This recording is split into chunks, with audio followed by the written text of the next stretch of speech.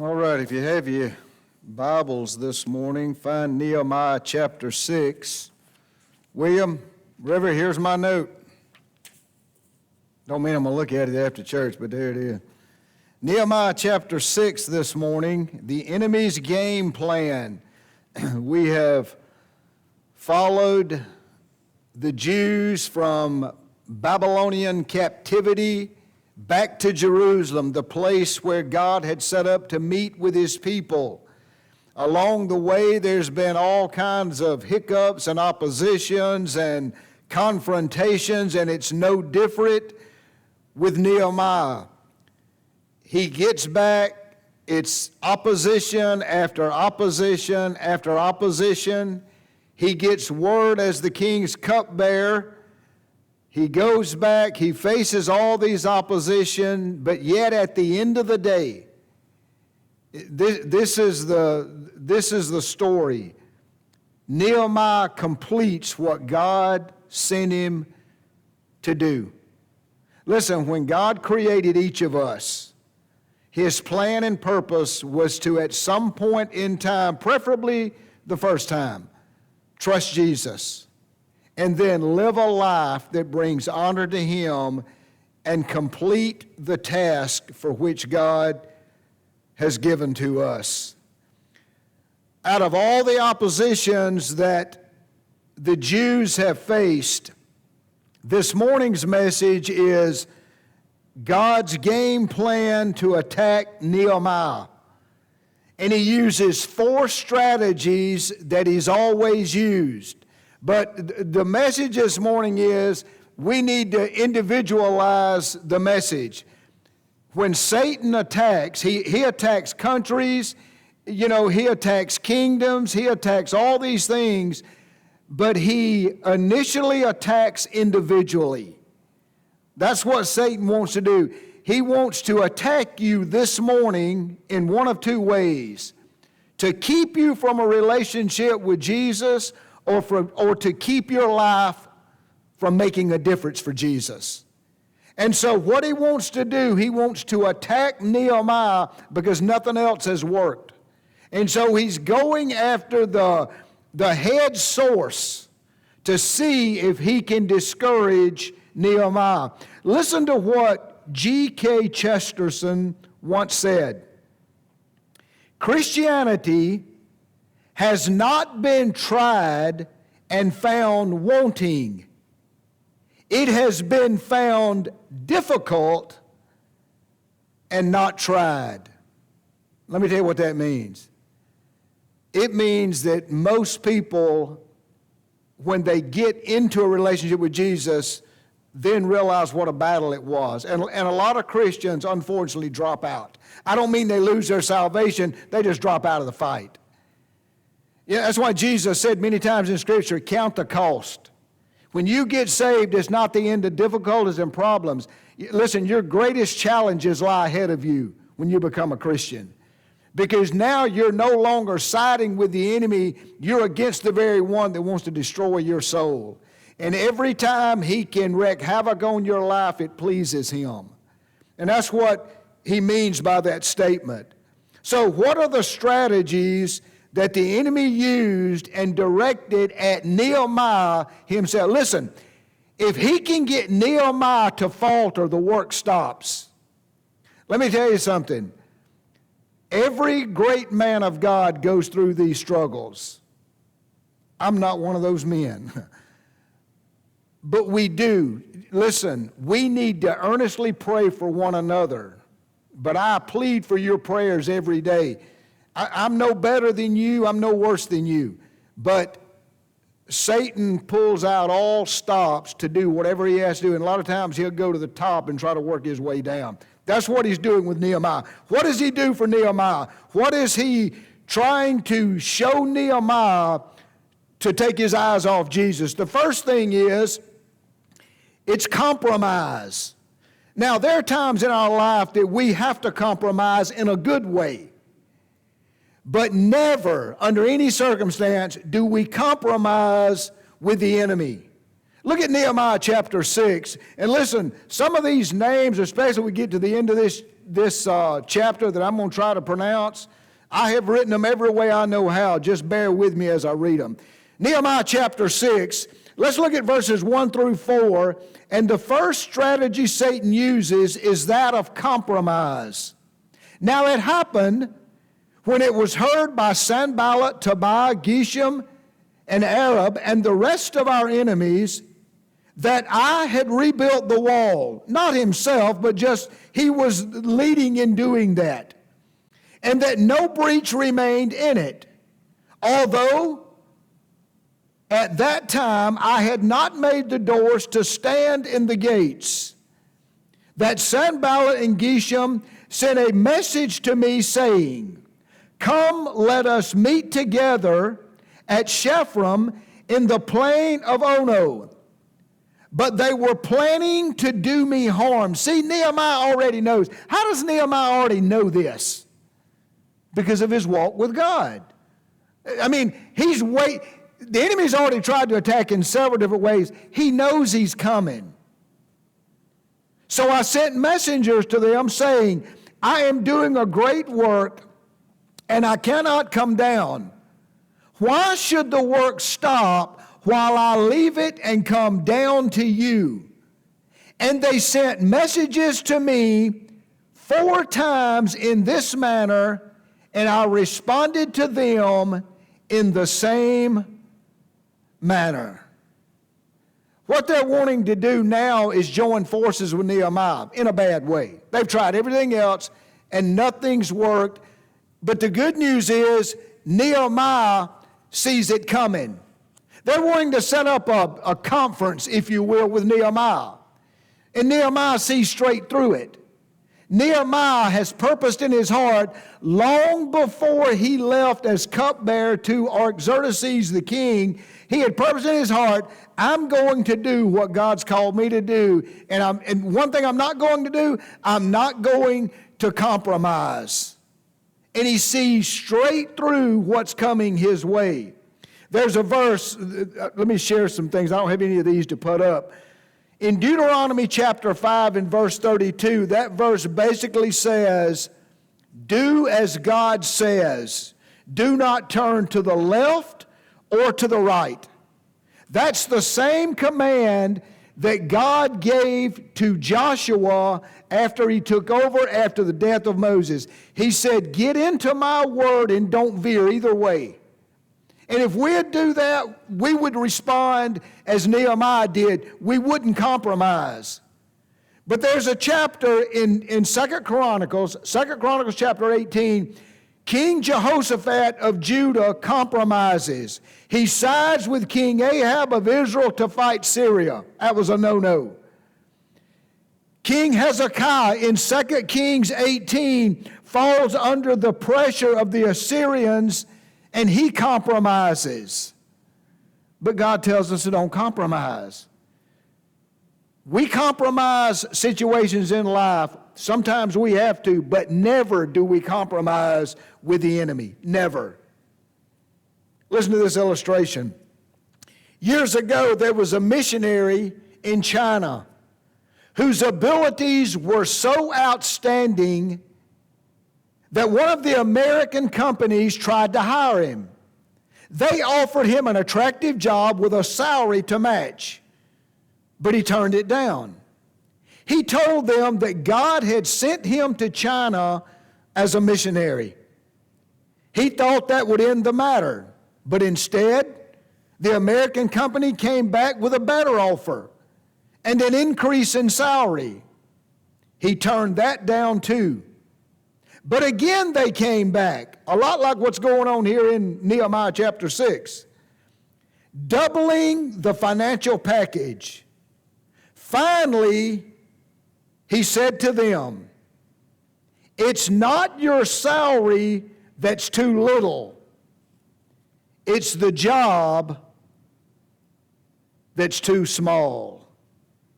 Listen, I think that's Nehemiah's response. The great work that Nehemiah has going on, he won't forsake it for anything else. I jotted down here, and Scripture's filled with them. Job didn't compromise. Daniel didn't compromise. Shadrach, Meshach, Abednego didn't compromise. Why? Because of their relationship and fellowship with the Lord. It was a daily walk. You know how we get to the point where we don't compromise? Do what these guys did. It is a daily, habitual walk with God. Listen, you won't ever get it just by coming to worship on Sunday morning. You won't ever get it by coming to prayer meeting on Wednesday night. You will get it in a daily, habitual walk with God. That's who Nehemiah is. So the first thing that the enemy tries to do is he tries to get Nehemiah to compromise. He didn't. Step 2. Another tactic is slander. Look at verses 5 through 7. Nothing's worked so far, and thank the Lord, nothing will with Nehemiah. But look at what takes place in verses 5 through 7. Then Sanballat sent his young man to me in the same manner, a 5th time, with an open letter in his hand. In other words, we're going to take this a step further. You won't compromise? Let's see how this affects you. In this letter was written, "It is heard among the nations," and Gashmu says, "that you and the Jews are planning to rebel. Therefore you are rebuilding the wall, and you are to be their king according to these words. You have also set up prophets to call out in Jerusalem concerning you, a king is in Judah. So now it will be heard by the king," Artaxerxes is that king, "according to these words. So now come, let us take counsel together." What this is, it's an untrue letter that claims that Nehemiah is trying to take over for King Artaxerxes. That's what's in the letter. It's a letter filled with lies, but it's also a letter to spread gossip. Listen to what somebody said about gossip. Someone once said, "Gossip is news you have to hurry to tell somebody else before you find out it isn't true." And we've all been down that road.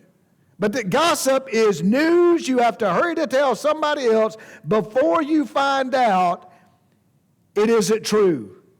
So that's the plan, is to try to make Nehemiah afraid. And that word fear is used several times in this chapter.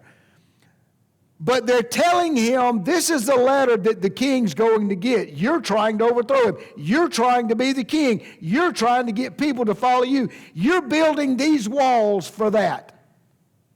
And we've already discussed in previous sermons, what do the walls of our heart look like? Why are we rebuilding the walls of our heart if they're down? Is it for self-gain, or is it to keep the enemy out?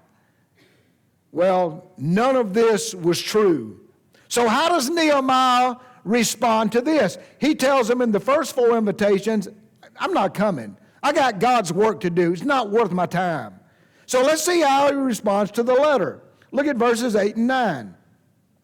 In verse 8, "Then I, Nehemiah, sent a message to him saying, 'Such words as you are saying have not been done.'" Our terminology, that's a lie. "But you are devising them in your own heart." Verse 9, "For all of them were trying to frighten us." There's the first fear. What does the Bible tell us about fear? Don't be afraid. "Thinking their hand will become limp in doing the work, and it will not be done." Watch this. "But now, O God, strengthen my hands." Listen, Nehemiah, and I told you this, what's the overriding theme in the book of Nehemiah? One word. What is it? If somebody don't answer, I'm going to start back at chapter 1. Prayer. Prayer is the overriding theme. Nehemiah was a man of prayer. That was his life. That's why he can stop in the midst of this and not look at what's going on and not fall prey to fear. He says, Lord, strengthen me. Nehemiah responds in 3 ways. Number 1, he tells them up front, that's a lie. None of that's true. The second thing he does, and listen, he couldn't do a lot about that, but the second thing and third thing he could do. First thing, he acknowledged to those guys, that letter's a lie. The second thing he does is what he says in the prayer, Lord, strengthen me. Give me strength to stand against the enemy. We put on the armor of God in Ephesians 6, and why do we put it on? Do we put it on to chase the enemy, or do we put it on to stand? We stand. Third thing he did was he went back to work. Nehemiah was not going to be distracted by the circumstances that were there. What Sanballat's young man and Sanballat and Tobiah had hoped for was that the people would turn on Nehemiah thinking that he had hidden motives. That was the plan. Maybe Nehemiah won't do anything, but maybe the people will turn against him. That was the plan. You remember the story in the Old Testament where one of David's sons by the name of Absalom stole the kingdom from King David. You remember how he did it? He went out and got all the people to side with him, and he took the kingdom. There was a big fight. That wasn't the end of it. All of David's men go and attack Absalom and his men. And David, in one of the conversations, he tells, I think it's Joab that he actually tells, to treat Absalom in a kind way. Well, that's not what happened. Remember what happened to Absalom? The fight's going on. Absalom's got long hair. Keep your hair short. Gets it caught in a limb, and he's hanging by his hair. And Joab goes and puts the sword in him. He didn't take heed to what David said. He knew Absalom needed to go. And he did. That's how Absalom died, tried to take the kingdom from David. I don't know that these men are hoping the story ends this way. They just want Nehemiah they want him out. They want the people to turn against him because they think he's doing all these things for himself. Someone said about Nehemiah, Nehemiah took care of his character and trusted God to take care of his reputation. Nehemiah took care of his character and he trusted God to take care of the reputation. In other words, that letter's a lie. God will do with it what he wants. You know, I wonder what part slander has in destroying God's churches. You know, maybe we've all been guilty of saying something we shouldn't have said, spreading a rumor or a gossip. But listen, James chapter 3, I don't have this one to put up, but I want to read one verse to you. If I can get to it, I should have marked it, but I didn't, sorry. In James chapter 3, verses 1 through 12, James talks about the tongue, but I want to read just verse 6. And the tongue is a fire, the very world of unrighteousness. The tongue is set among our members as that which defiles the entire body and sets on fire the course of our existence and is set on fire by hell. Someone has said the number one enemy of Christian unity is the tongue. That's a sharp little rascal. We can't control it, but God can help us control it.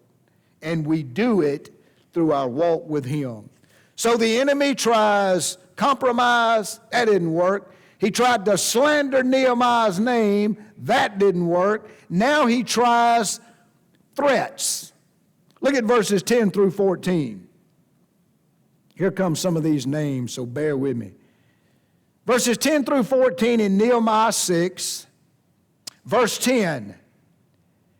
Now I, Nehemiah, entered the house of Shemaiah, the son of Deliah, son of Mehetabel, who was confined at home, and he said, let us meet together in the house of God, within the temple. Now they're wanting to go from just meeting to get Nehemiah in the temple. And let us close the doors of the temple, for they are coming to kill you, and they are coming to kill you at night. But I said, should a man like me flee? And could one such as I go into the temple just to live? I will not go in. Then I recognized that surely God had not sent him, but he spoke his prophecy against me because Tobiah and Sanballat had hired him. He hired for this reason, that I might become what? Afraid, and act accordingly and sin, so that they could give me a bad name in order that they could reproach me. Verse 14.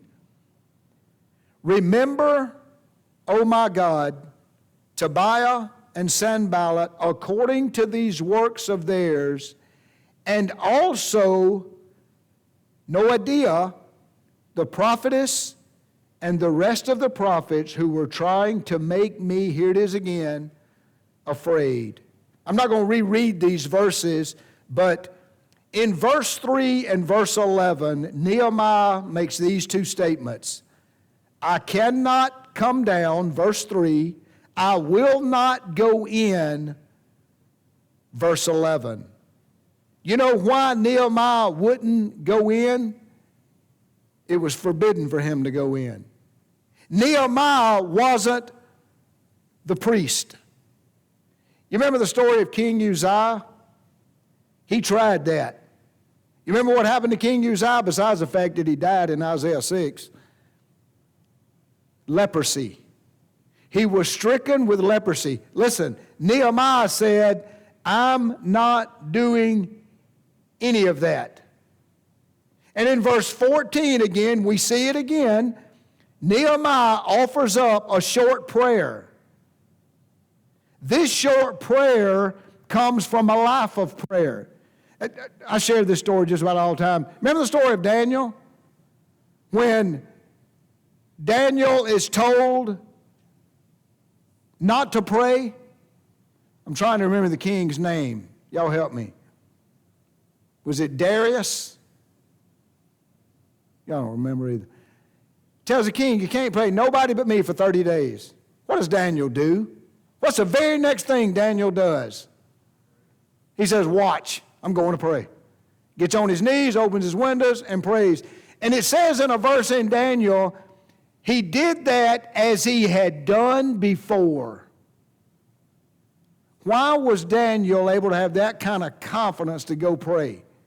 He had done it before. That was his life. It was a life of prayer. Listen, and me included, most of us know very little about prayer.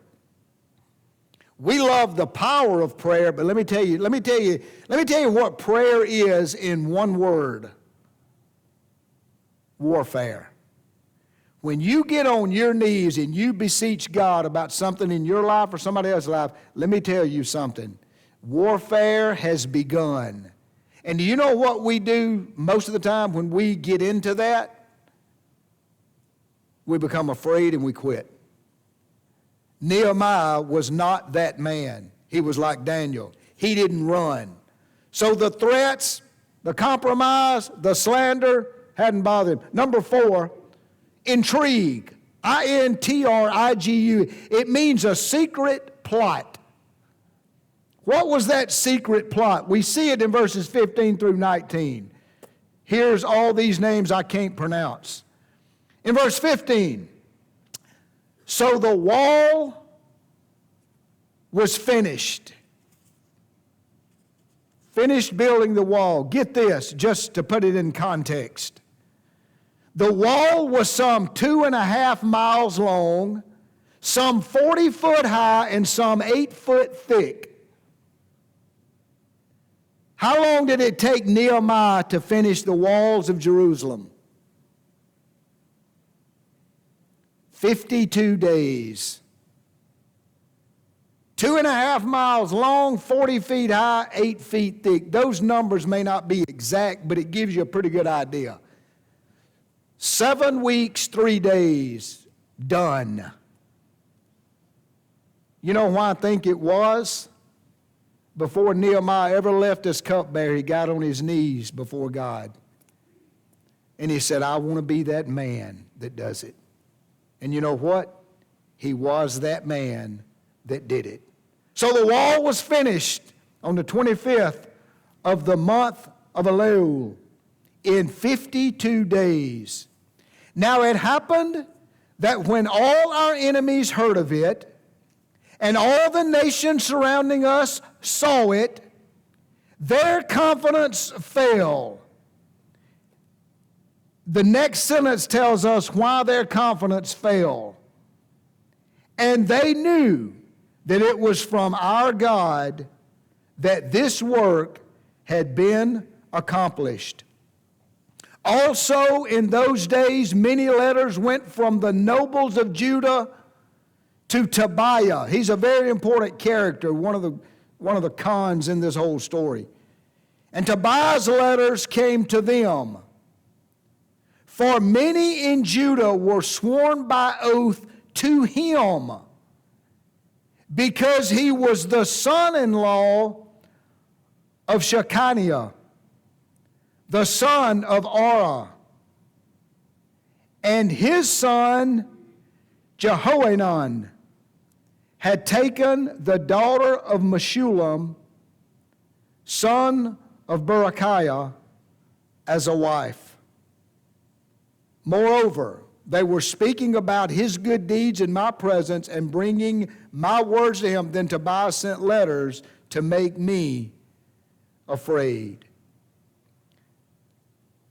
The walls were done, but the enemy didn't stop. What's going on right here is Tobias, he married into that.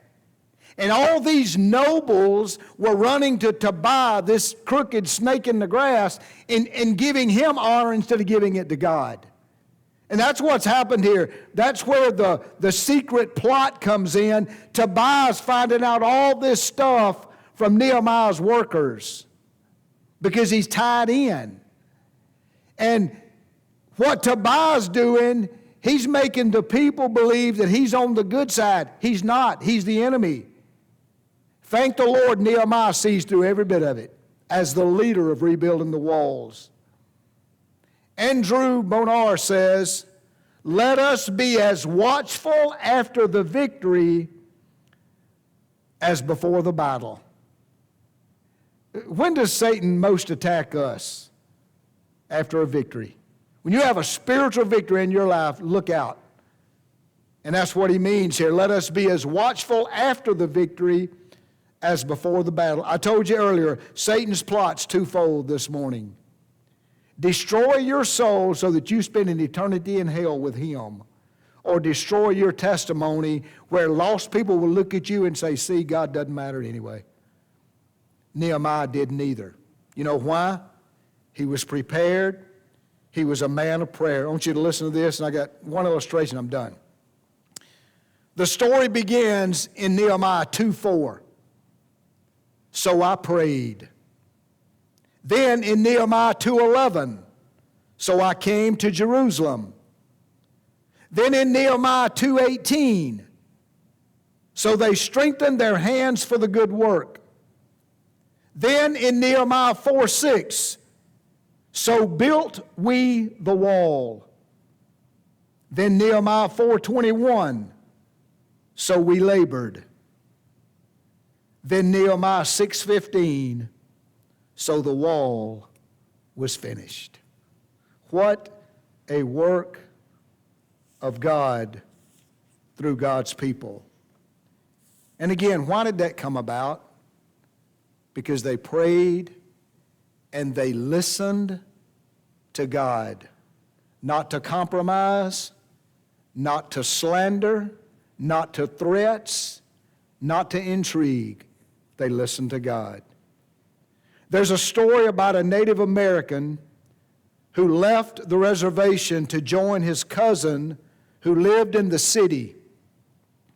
One day, as they were walking down a busy street, the Native American said, "I hear a cricket." His city cousin was amazed because all he could hear was traffic.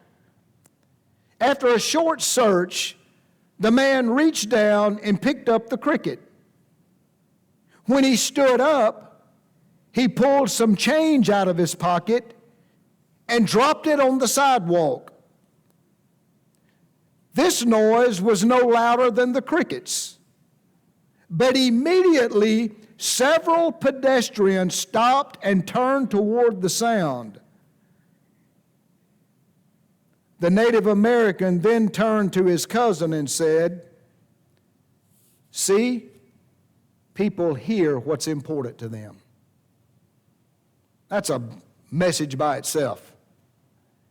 Do you know what Nehemiah kept hearing? God's voice. He kept talking to God. He kept listening to God. And this was a personal attack. This wasn't an attack on the people anymore. This was Nehemiah.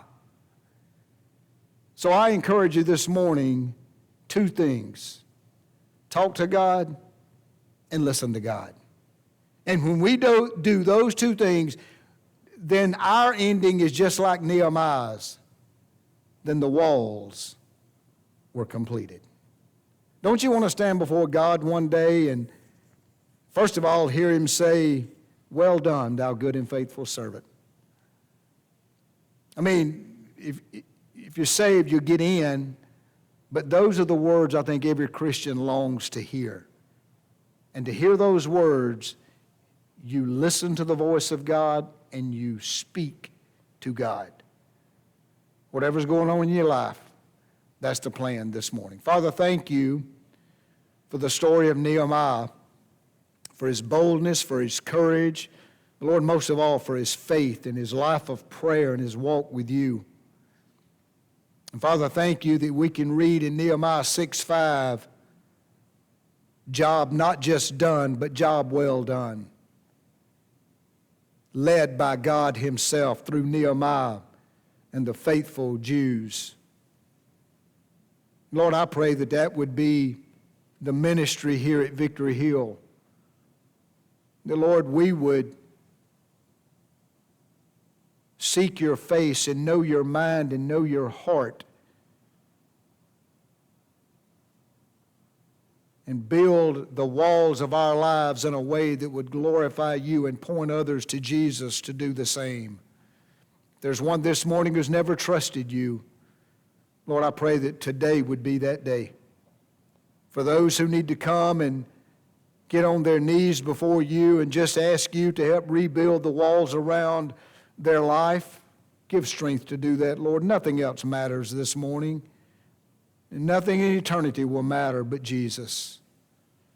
You take this time of invitation this morning, Father, and you be glorified and honored in it in Jesus' name.